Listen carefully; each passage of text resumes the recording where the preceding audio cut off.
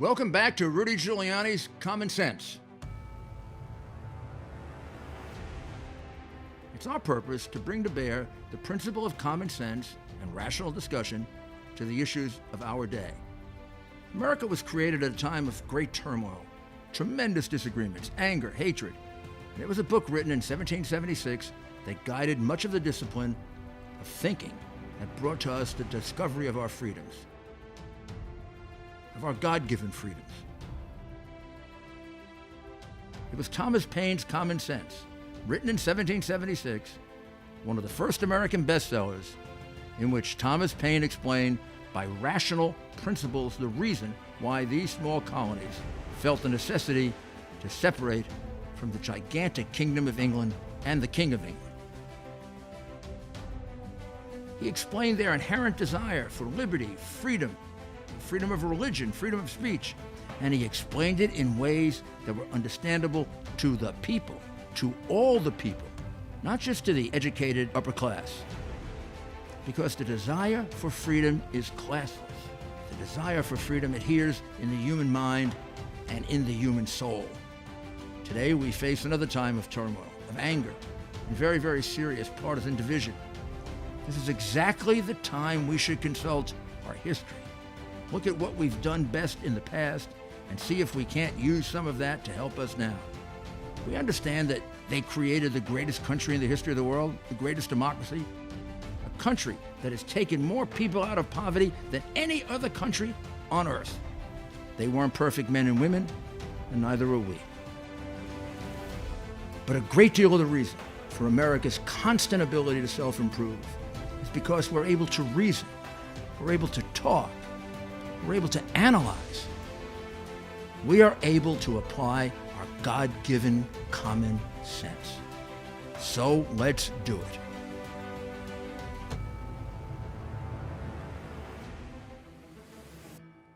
Today's episode, I'm going to entitle it The BLOCKBUSTER Report, The Rape of Ukraine, and you're going to see why.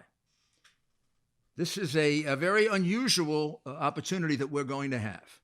Today, we're going to be exposed to a situation that the left-wing media has spent thousands of hours trying to cover up, almost as much as they tried to cover up Biden. And it's going to give you a sense of what happens when you have this kind of rampant corruption like we have been describing over the course of the last 7 or 8 episodes. This is what happens on a major scale. There's a report that was issued some time ago. It was December 19th, 2017.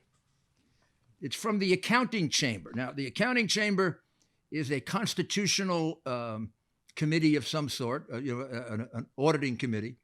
It's independent of the government, and it is supposed to assess the spending of money. And what it does here in assessing the spending of money is it points out that $5.3 billion between, I believe, 2014 and 2017, $5.3 billion is basically, in one way or another, not properly accounted for, and it's possible that it's more than $5.3 billion in foreign aid. I've been informed that about $3.7 billion of that is American foreign aid, and that information came from the expert in the Ukrainian parliament on budget and foreign aid. So, whatever, a good deal of it's American money, as you know. What are the problems that are listed in here? The problems are that, number one, they say the assistance was not focused on the needs of the government.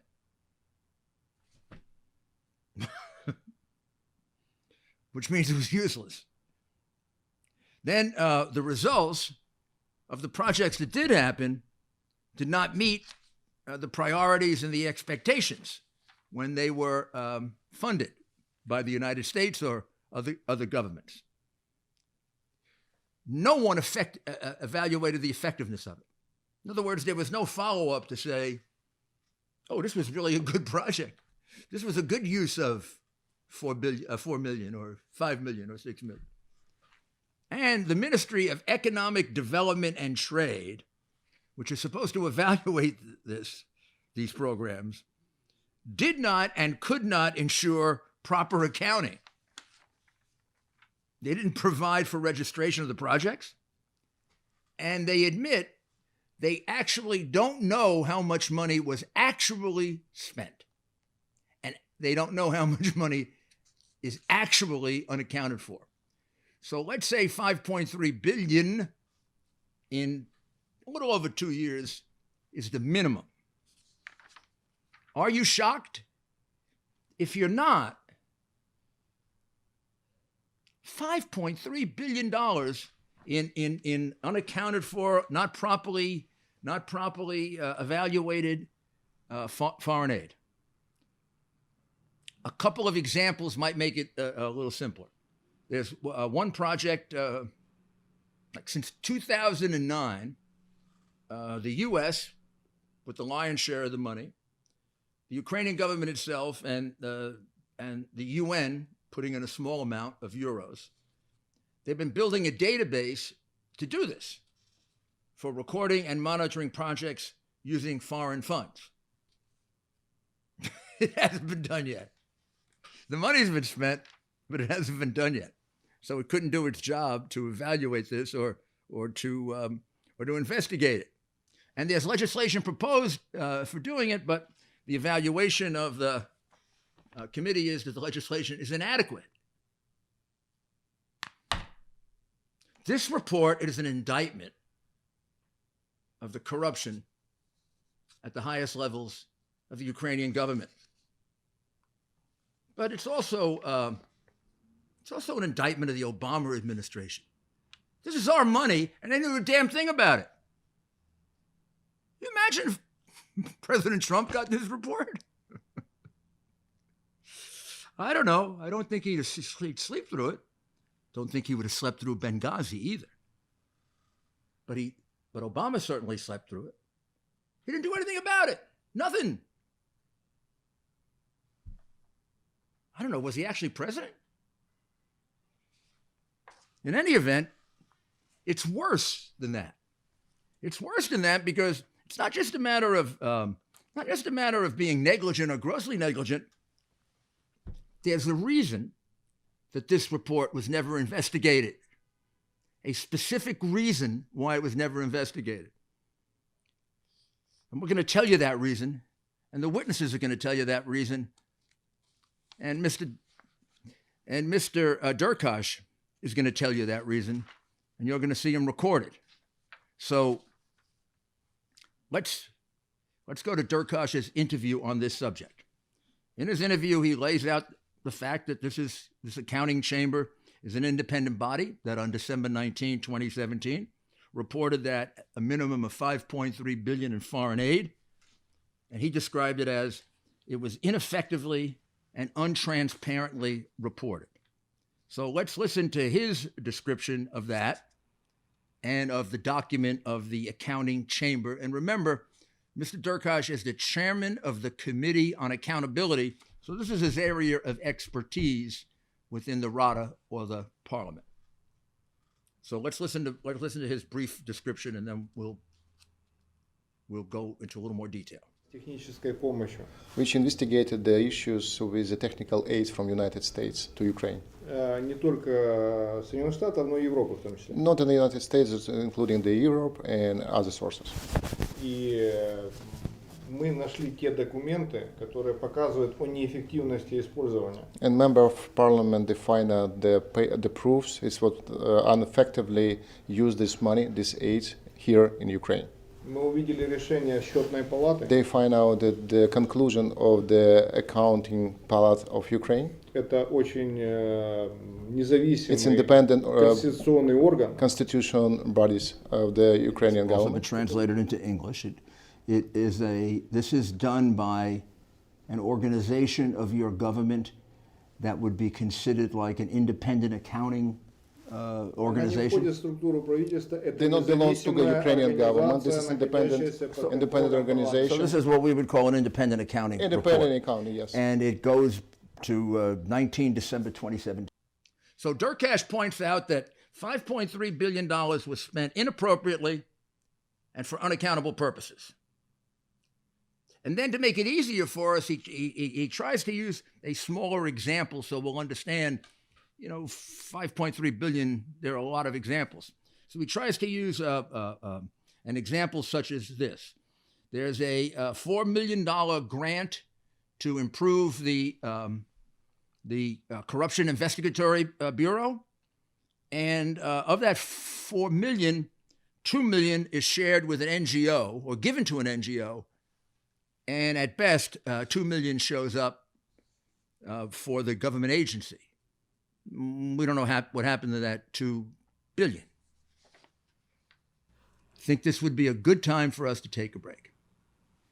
For those of you who know me, in addition to law and politics, I'm passionate about the Yankees, baseball, football, all sports to watch, golf to play, history to read, opera, classical music to listen to and watch, and cigars to relax and socialize. And I have definite opinions on the best cigars for the right time and the right place. And you'll hear about that too. But the revolution in cigars took place in the 1990s. Most cigars then were machine-made with foreign ingredients. Now it's just the opposite. Most are hecho a mano, man-made, all organic, natural, and premium. The revolution was led by one man and one man alone, Marvin Shanken, and Cigar Aficionado magazine. Marvin had been rating wines quite successfully for Wine Spectator magazine, and he brought the rating system to cigars. The first cigars rated in the 90s were gone in a flash. Even now, the first thing I do when I get my magazine is I go right to the ratings page. Here it is. 93, 91. Oh yeah, I'll go for that one. Then there'll be 94. Whew, 92. Problem is you got to get there fast because they go fast. This revolutionized the cigar industry and quality rose to the top. Then there's the Cigar of the Year. Try to get them as fast as possible because they're gone pretty quick. This magazine revolutionized the industry. And I'll tell you what, this month is Cigar of the Year. Cigar of the Year. What are these for? Cigar of the Year. You better get this magazine quick because these cigars are going to be gone very, very quickly. Go to the link on our website and order it. And you'll be able to get down to your cigar store and get to smoke a few of these, and you let me know which ones you like better, because we can have a really good conversation about it. Sometimes I do agree with Marvin, and when I don't, I let my opinion be known, and Marvin usually says, stick to the law. Also, along with rated cigars, there are articles on politics, sports, interesting profiles, and Marvin also has Wine Spectator, Spirit Advocate.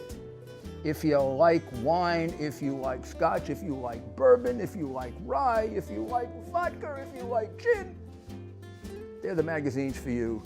And you know what? Subscribe to Cigar Aficionado right now through the link on our website.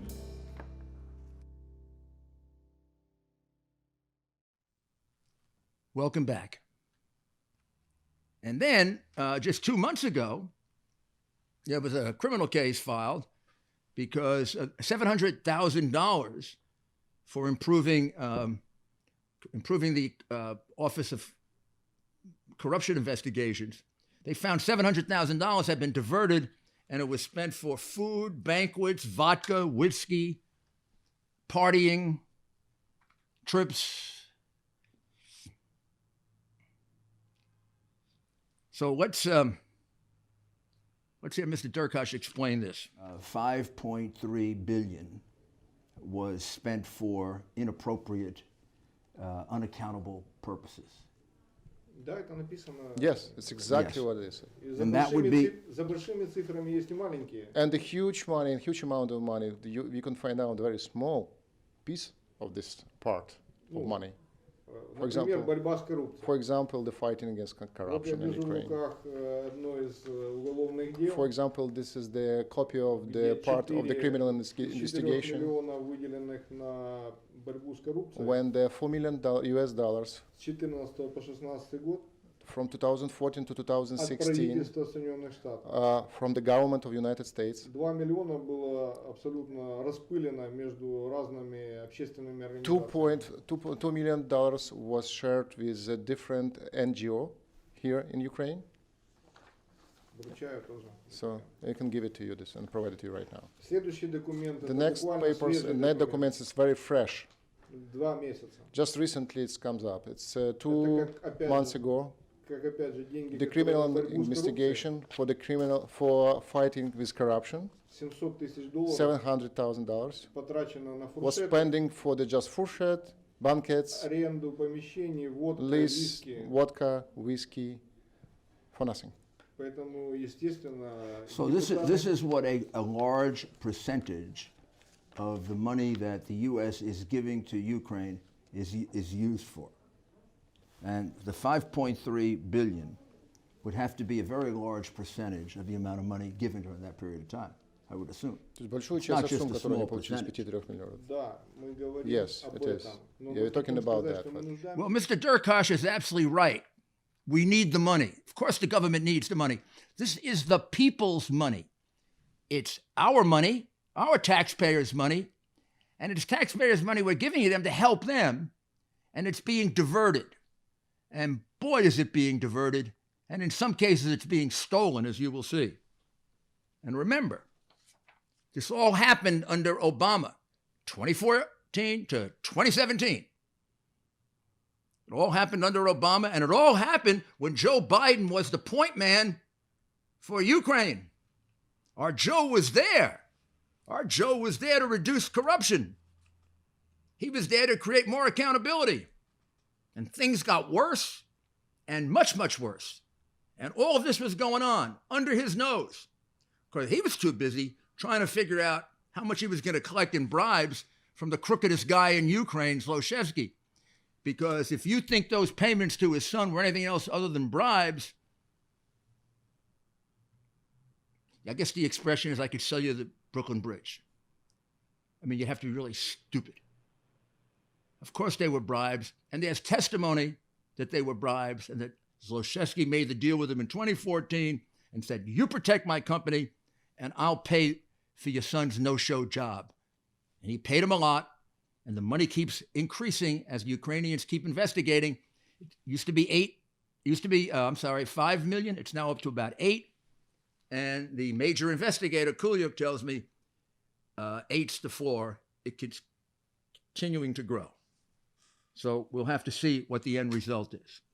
But our point man was too interested in pulling in millions from Mykola Zlochevsky, who was one of the biggest crooks in the Ukraine, than to worry about 5.3 billion, of which 3.7 billion is American money, because it was being stolen under his nose. And I guess if he said much about it, they would have told him to keep his mouth shut because he was doing his own stealing. I mean, everybody in the Ukraine knew that Biden was corrupt. The only one who doesn't know it is the New York Times, the Washington Post, NBC, all the swamp media.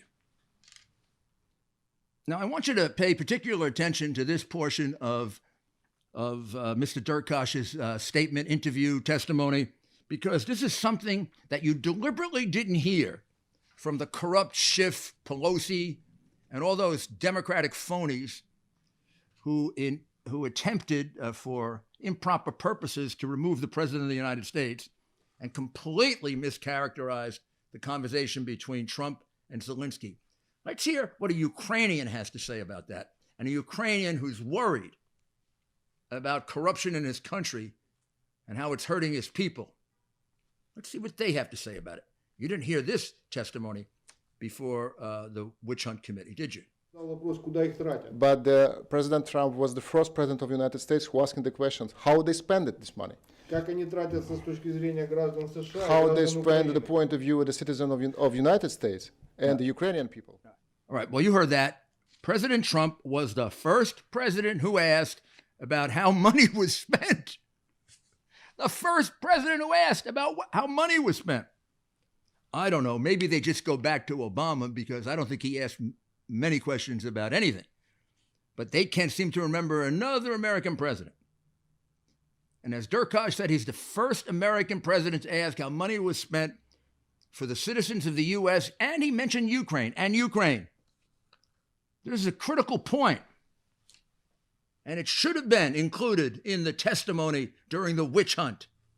It shows that President Trump had a perfect justification, almost a necessity, to have those discussions about corruption, including Biden's part in it, because it affected the relationship between the two countries.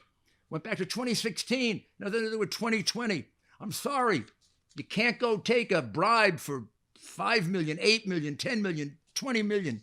You can't let a country go wildly corrupt and then say, oh, I'm running for president. You can't investigate me. I mean, an awful lot more Democrats would be running for president if they got immunity from major crimes. And the corrupt Democrats left out this aspect of it completely. That's what a president is supposed to do. He's supposed to try to hold accountable the spending of your taxpayer dollars and mine. And he's supposed to make sure that it helps the poor people of a country. And it doesn't go to the oligarchs and the crooked politicians, in this case, Democratic politicians, and their families. This money was going to the oligarchs in Ukraine, and it was going to Obama's fellow Democrats, from his vice president to the families of some other Democrats who also got rich off the Ukraine, to the detriment of the people of the Ukraine and the people of the United States. And the swamp media wants us to ignore it. They want us to ignore it because it's going to show that the Obama administration may turn out to be one of the most corrupt administrations in our history. The Clinton Foundation alone might qualify it for that. You add this to it, we're talking about selling out public office all throughout the Obama administration for millions. In fact, not to digress, do you know the country that gave the most money to the Clinton Foundation? Little Ukraine. How could it be that the biggest contributor to the Clinton Foundation is the little government of Ukraine? 45 million population, struggling with an economic pressure from Russia.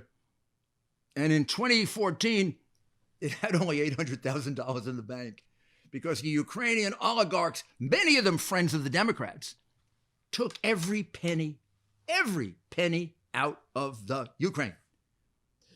Zlochevsky, Hunter Biden's boss and the guy that was paying Hunter Biden and Joe Biden, the guy who bribed Joe Biden, the guy who Joe Biden got out of trouble. That guy took out $5 billion. And Kolomoisky took out $7 million. And this other guy took out $8 million. And the Yanukovych, nobody knows how much he took out. One transaction alone, $7.5 billion. And all of this was happening under Obama's watchful eyes that were closed. These contributions were with money that was stolen from the poor people of the Ukraine. Take the Bank of Ukraine down to $800,000 under Obama's watchful eye.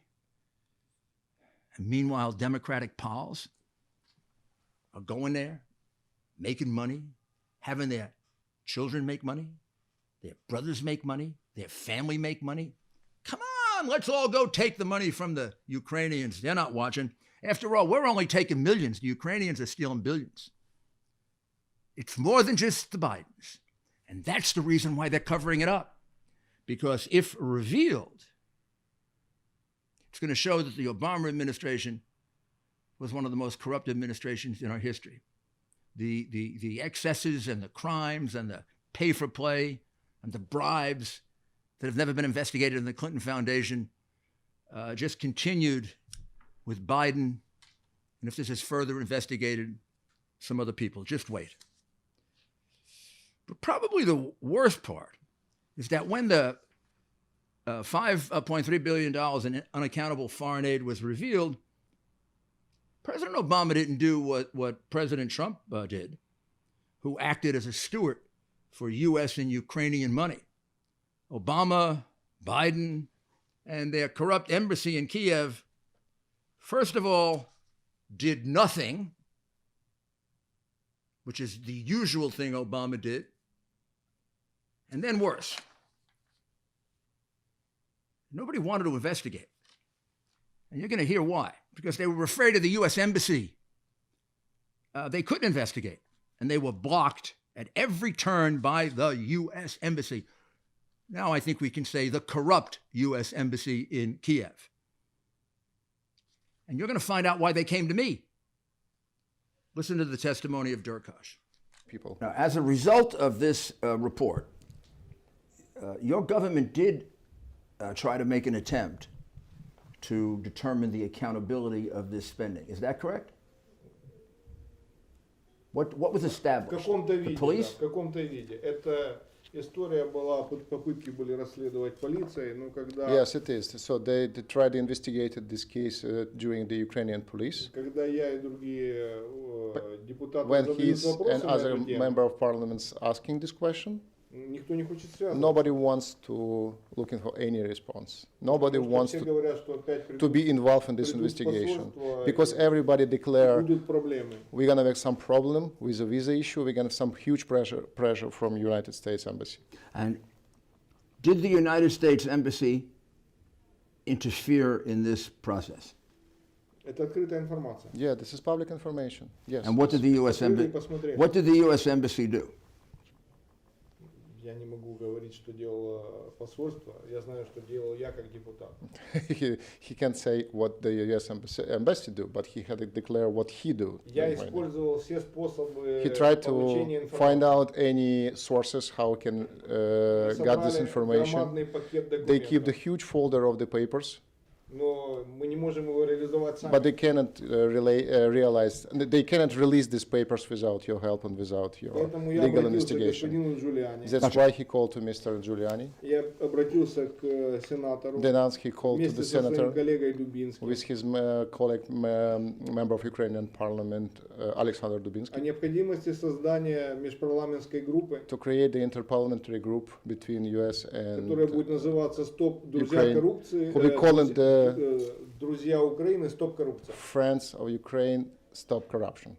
И попросил господина Джулиани, как человека, который много занимался борьбой с коррупцией, эффективно, And then I помочь. will ask Mr. Giuliani, who will be deep involved in the fighting against corruption in the United States, to help him.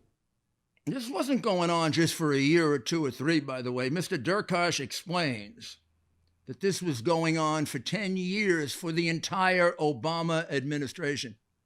This was one of their playgrounds. There are others, but this was one of their playgrounds, and now we have plenty of proof of it.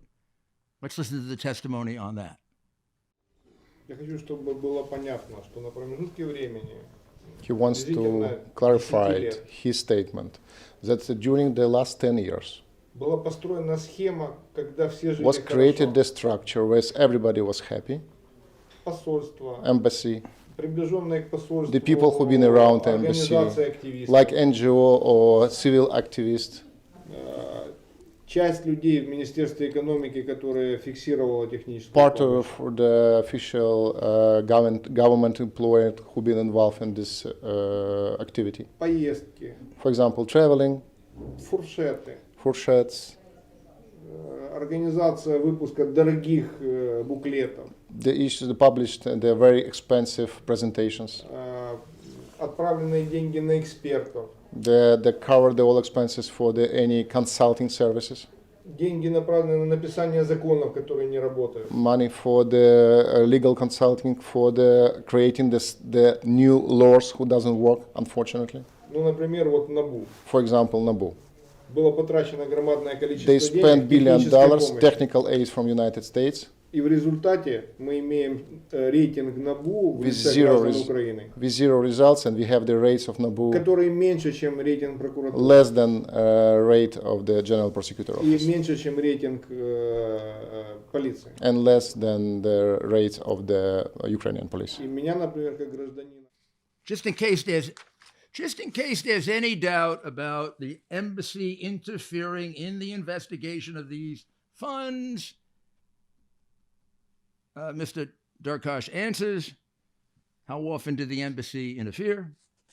Let's see what he Я says. могу сказать, что просто блокировалась I have to информация. say they blocked any information, any leaks, any published, anything what to not be approved previously by the U.S. Тот, кто Embassy. начинал это расследование, тут же подвергался атакам. And who started this investigation immediately was attacked by U.S. Embassy. Вот этих вот не американского посольства. Anyone trying to investigate was attacked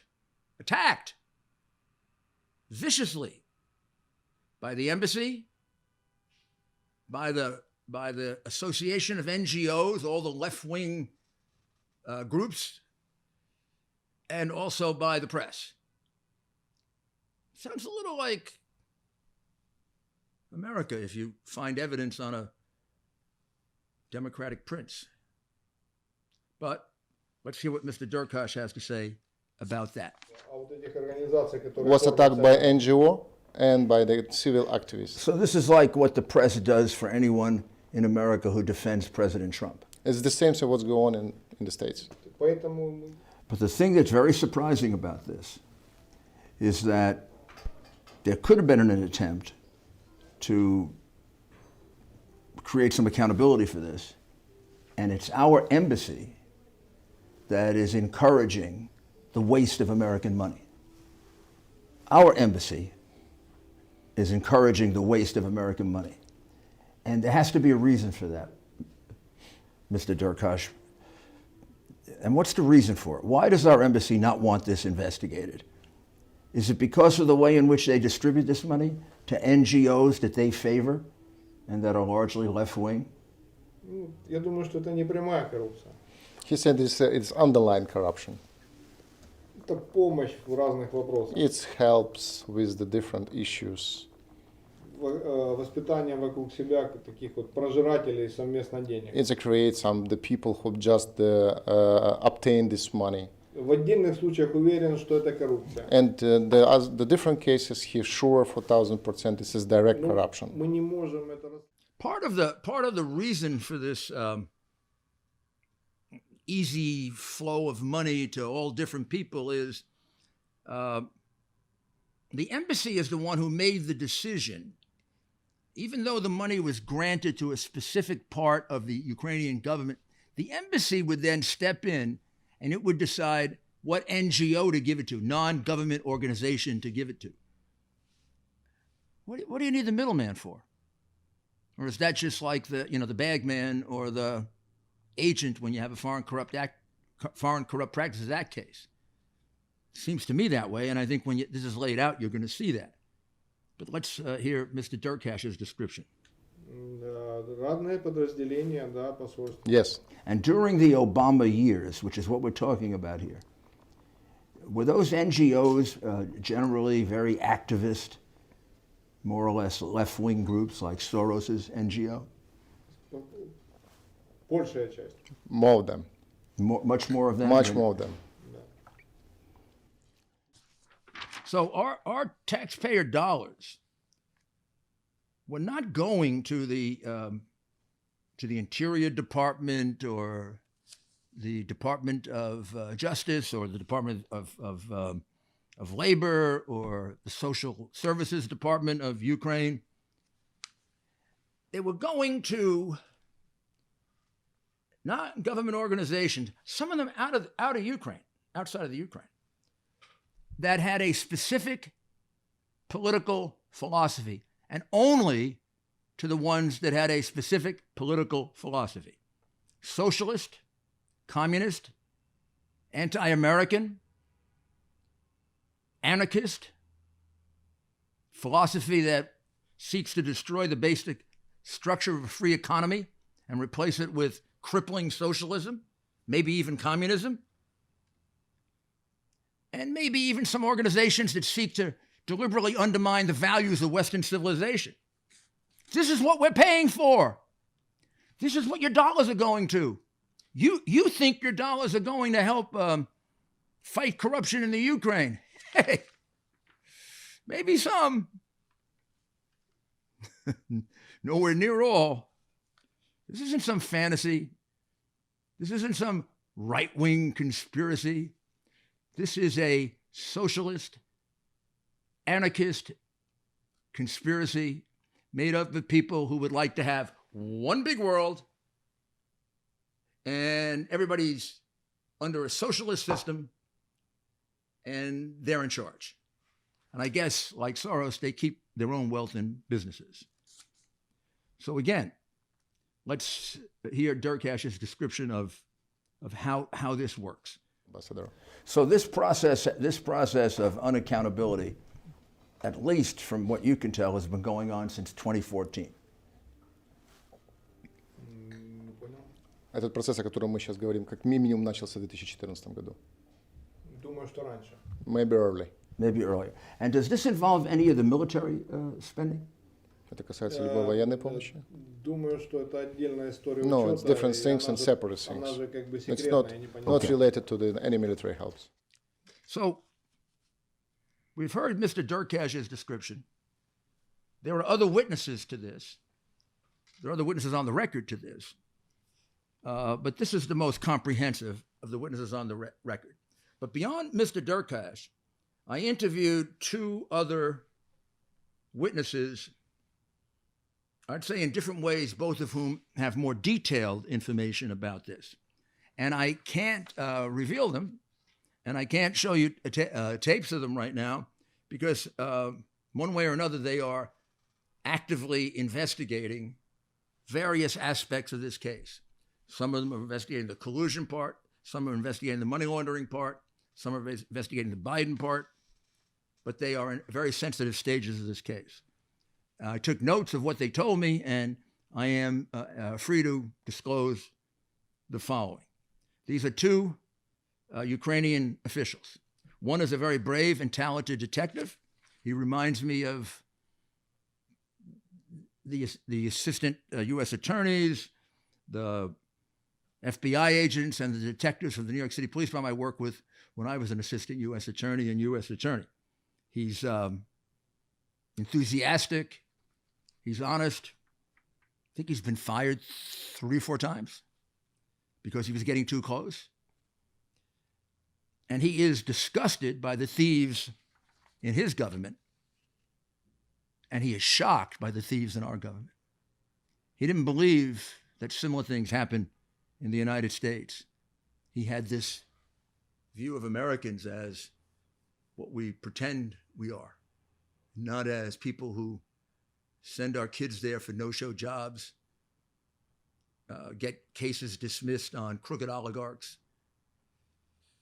And he believes, got laundered money, and he believes some of it, including that 800,000 or 900,000, in addition to the money that went to Hunter Biden as a bribe, that there's more money that he's hot on the trail of.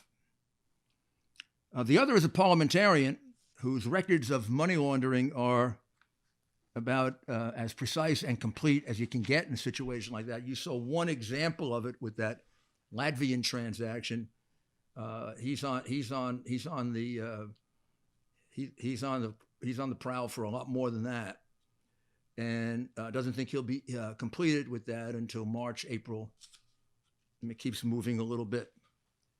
But I can be sure of certain things that they said to me. They've reviewed this in great detail as part of their investigation. The $5.3 billion can't be accounted for because they say, in many, many cases, they can prove it was diverted for a lot of it through the NGOs, but not all. It was diverted for two purposes. Some were politically corrupt purposes, to support extremely left-wing, socialist, communist, and what they describe as anarchist organizations, not just in Ukraine, but in other countries. So when they want a group of international people to say that Shokin is corrupt, even though there's no evidence of Shokin is corrupt, that's how they can produce that in 2 days. They call up the people they're paying off, the people that are sharing crooked money with them, and then they get the guy in London to say it, and the guy, he's running the anti-corruption thing in London, and he says, oh yes, for some time we've been concerned that Shokin is corrupt. Oh yeah, thank you for the 2 million. This is shocking. It's a shame. So some of it gets diverted for political purposes. And then a lot of it gets diverted to enrich the already rich oligarchs and the greedy American politicians. The money our president and Congress thinks is going to the Ukrainian people is going to Soros NGOs or Soros-like NGOs and other crooked intermediaries. One of them described it this way. I said, is there anything common among the NGOs? They said, yeah, I would describe them as they're either Soros NGOs or they're the children of Soros. And what he meant by that was there's not a single conservative, moderate, they're all left of left of left. And in Europe, when you get left of left of left, you're pretty much falling off the cliff. Sometimes Ukrainian agencies get zero, nothing. Sometimes they get some of it. And when they do, they're owned by the NGO or they're owned by the corrupt embassy staff, as NABU was, which we described to you earlier. This corruption, anti-corruption organization turned into a corrupt organization that was doing the bidding of Soros and his people. And I just have a hot, breaking story. I want to make sure I have this right. This happened within the last day or two. I want to show you that this continues to go on today in 2020. The process of corruption set up by Soros, by ANTAC, by the U.S. Embassy, which you have heard about from Durkash and these other witnesses, is going on today. Today, the Ukrainian National Police, within the last 2 days, filed a case against a man named Vitaly Shabunin. We'll put his name up on the screen for you. I know these names are difficult. Vitaly Shabunin runs ANTAC. Remember ANTAC?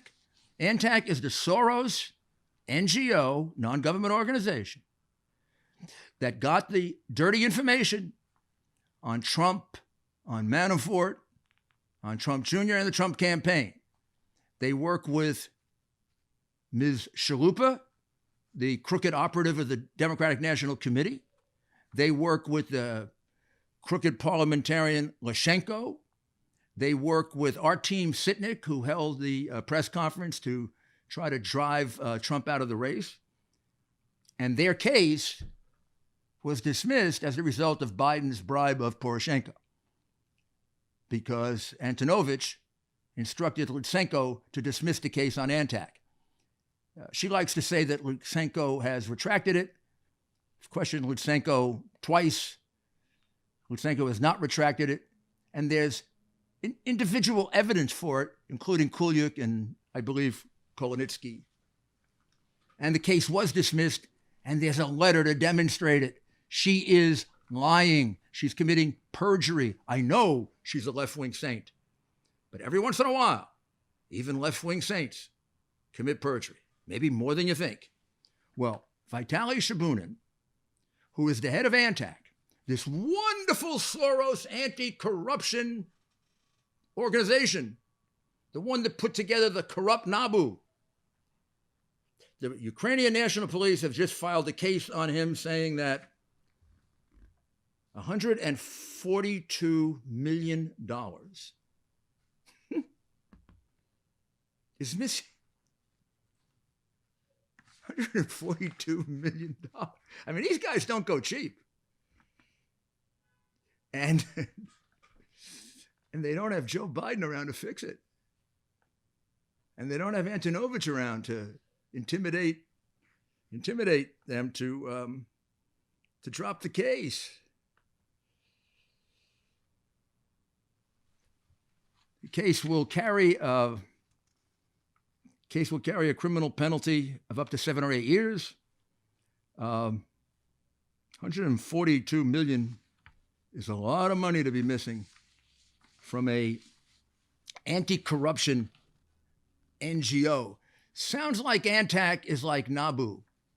It's a contradiction. It's a way to fool you. It's a way to fool you and the press that is willing to be fooled by anything Soros says, by anything Biden says, by anything the Clintons say. They're willing just to buy it. You know, like the case was debunked. The case is debunked. You've seen more evidence of this than anything ever claimed against Donald Trump.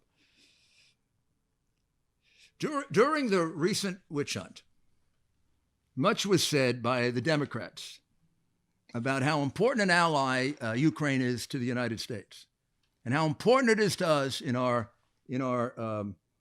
dealing with Putin and in our dealing with Russia. What phonies! If they were interested in improving the situation of the Ukraine so that it could be a strong and reliable ally, not only against Russia, but in general, then they do something about the corruption there rather than for 11 years watch it, and as you've heard testimony, make it worse and participate in it and cover up what high members of their party did in selling out their offices. They do what President Trump did. President Trump, under Article 2 of the Constitution, carried out his duty in taking care that the laws are faithfully executed because he saw a corruption scheme that was 10 or 11 years old, that corrupted the highest levels of the Ukrainian government and some of the highest levels of our government. And he realized to create a strong ally in Ukraine that can assist us in dealing with Russia and other problems, we need an honest Ukraine. We need a Ukraine that when we give them $400,000 or $4 million or $10 million to help their people, it goes to help their people and it doesn't go into the pockets of their crooked oligarchs and our crooked vice president or our crooked vice president's son. That's a matter of national security, ladies and gentlemen.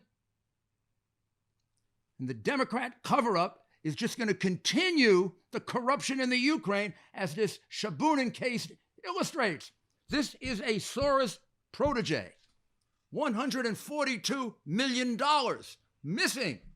With all this going on, they're still stealing because they are empowered. They are enabled. They're enabled by a crooked press that has a double standard, that lets them do anything they want, carry out hundreds of millions of dollars of fraud in the Clinton Foundation, have the Bidens repeatedly have him be point man, and the family walks out with millions of dollars and the U.S. gets screwed. In Iraq, we don't get our status of forces. In Ukraine, he does nothing about corruption and nothing about Russia. And in China, he can't get him out of the islands, but Hunter comes home with the Bank of China as a partner. Imagine the Bank of China being a partner with the son of the vice president who's negotiating with China, and the press says nothing. Are they corrupt? Yes. Are they going to do something about it? I pray that they do. I pray that there are consciences there that realize just how far they've let this go and how much it hurts our country to have this double standard.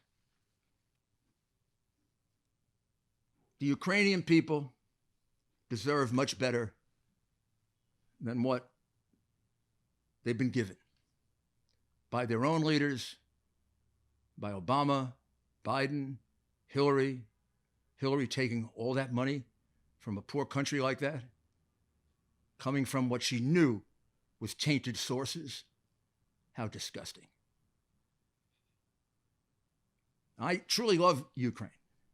I love Ukraine because Ukraine was a country that was liberated by my hero, Ronald Reagan, in what was one of the most significant acts of a president of the United States in history. Not many presidents are liberators. Not many. Lincoln, Roosevelt, and Ronald Reagan liberated Eastern Europe, including Ukraine. I have good friends who are Ukrainian, and I've gotten to know the Ukrainian people. They're good people.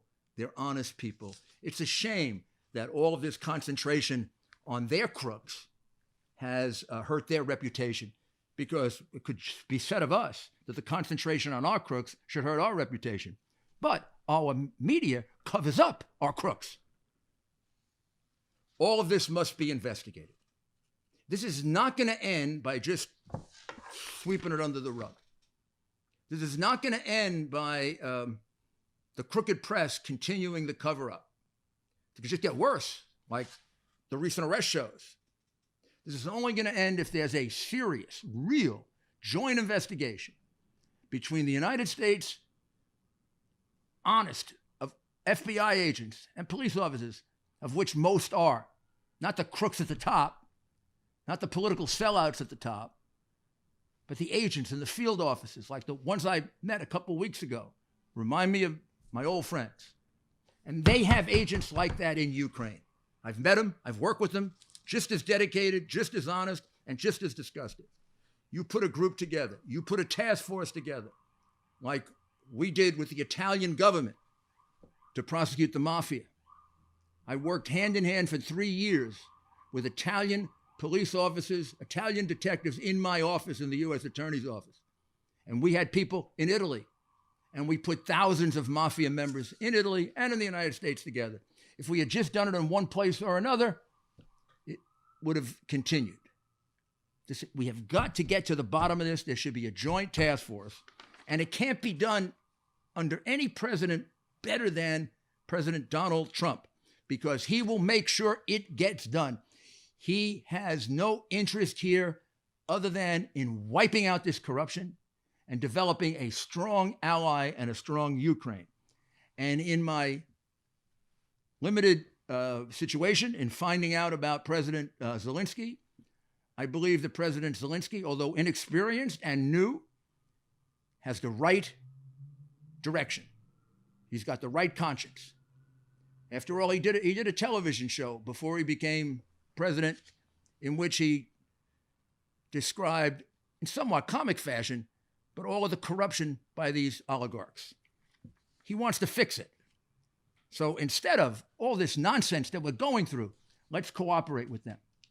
Let's cooperate in ending it.